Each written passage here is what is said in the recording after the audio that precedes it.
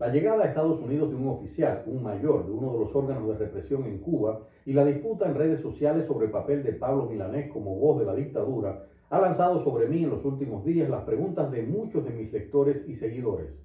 En todas esas preguntas se repite algo. ¿Debemos hacer borrón y cuenta nueva con todo aquel cubano que se aparta de ese engendro que algunos tontos útiles insisten en llamar revolución? Creo que en ese asunto hay que dejar a un lado las emociones, las heridas, las filiaciones, si queremos ser justos. Y lo más importante es que cuando llegue el momento de construir una nueva Cuba para todos los cubanos, piensen como piensen, no repitamos ese esquema de odio, división y ajuste de cuentas con el que llevamos 6 décadas analizando el complejo problema cubano. Lo primero que debemos aprender los cubanos: todo ser humano cambia, toda persona tiene derecho a cambiar sus credos, sus filiaciones, sus pasiones. Todo individuo tiene derecho a rectificar cuando ha equivocado los pasos en su vida. Pero más importante aún, escuchen, es que entendamos que nuestra experiencia no es la de esa persona, que cada uno de nosotros, por ley biológica y psicológica, pero también por el efecto en nosotros del entorno social, familiar y personal, va a efectuar ese cambio, ese giro, esa rectificación en su vida de un modo distinto al que usualmente todos los demás creen que debe hacerse. No puede ser tan difícil entender lo que ya la filosofía universal y la filosofía callejera también han determinado muy claramente. Cada persona es un mundo.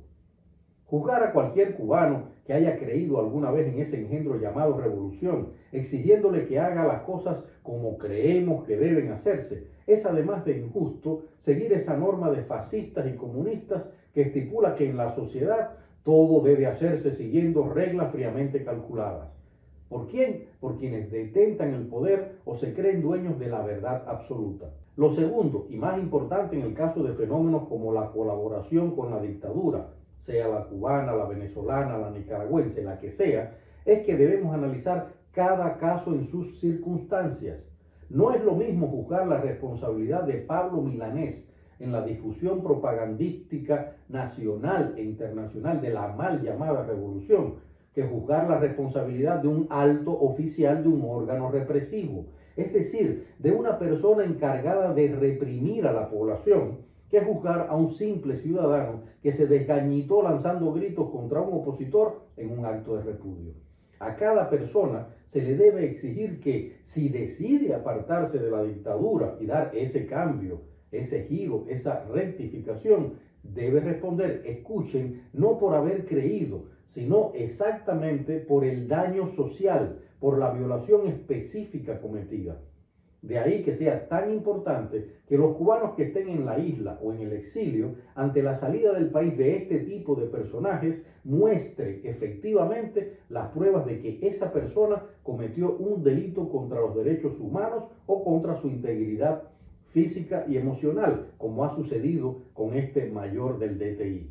Repito, no vale decir defendía la revolución, porque entonces millones de cubanos serían culpables que no merecen perdón. Y como se sabe, la inmensa mayoría de las personas que ahora mismo están contra la dictadura en la isla o que viven en el exilio, alguna vez creyeron en ese engendro llamado revolución. Pero, y esto sí es importantísimo, quienes deciden apartarse de la revolución y dar ese cambio, ese giro, esa rectificación en su vida, si realmente quieren ser honestos y no una simple veleta que cambia de modo oportunista para donde sople el viento, tiene que comenzar reconociendo su error.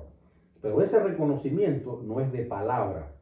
Si este represor, el mayor Ernesto Alemán, que era jefe de informática y comunicaciones del Departamento Técnico de Investigaciones del Ministerio del Interior, ha cometido violaciones contra los derechos humanos en Cuba y ya se ha demostrado por las acusaciones que hay contra él de que sí los ha cometido, entonces tiene que empezar él mismo mostrando un verdadero arrepentimiento sobre el daño social e individual que pudo haber cometido.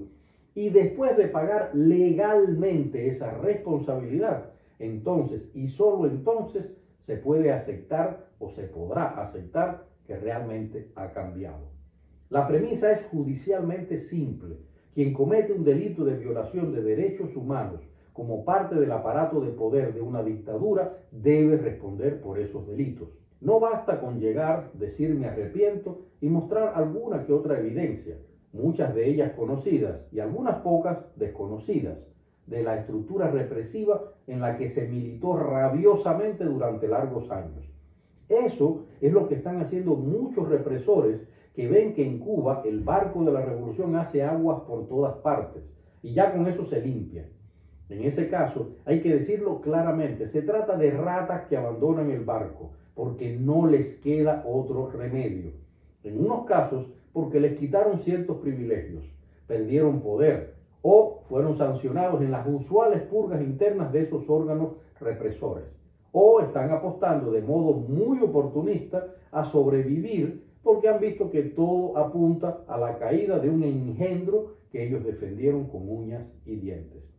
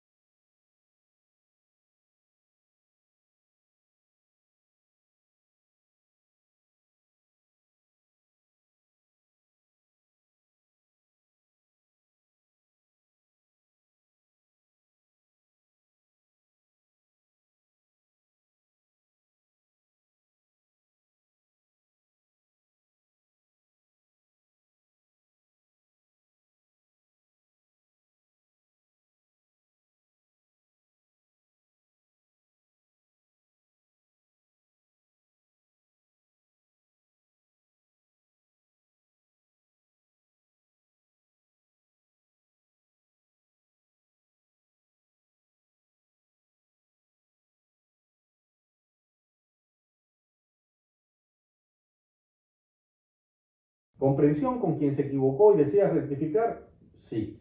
¿Análisis específico de cada deserción o cambio? Sí. ¿Perdón? Sí. Sobre todo esa capacidad de perdón que la dictadura borró de nuestras cabezas a fuerza de odio y división. La responsabilidad real es una. No se podrá jamás construir una nación nueva, un país distinto, si seguimos analizando toda esta serie de fenómenos sociales y humanos que se derivan del daño antropológico provocado por la dictadura en nuestra gente, si seguimos analizando todo eso con los mismos esquemas de incomprensión, odio, irracionalidad, esquematismo ideológico y denigración humana que los cubanos hemos heredado en nuestro comportamiento a causa del veneno que nos inoculó durante más de 60 años ese engendro llamado revolución.